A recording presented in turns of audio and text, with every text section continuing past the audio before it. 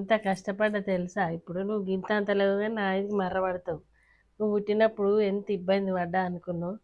ఉం? ఈ అత్తమ్మలు ఏ పని చేసినా మెచ్చపోదురు. అంతా వాళ్ళదే ప్రపంచం. బాబమ్మ చెప్పినా వినకపోదురు, ఎవ్వరు చెప్పినా వినకపోదురు. ఏ పని చేసినా వంక పెడుదురు. మీ డాడీ వచ్చినాక ఒక్కటికి రెండు ఎక్కిచ్చి చెప్పుదురు.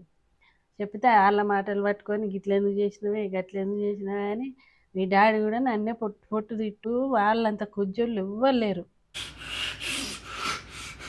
కంచి పని పెట్టిరా,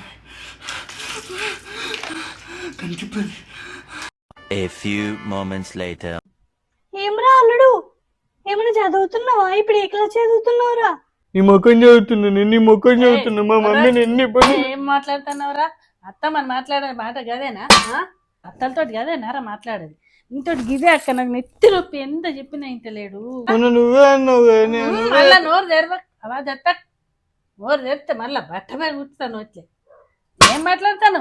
మనిషి కాదు. చుట్టూ అంత నాటకమైతే నటన రాకనే వెళ్ళిపోతే కాలం కదిలి నన్నే వదిలి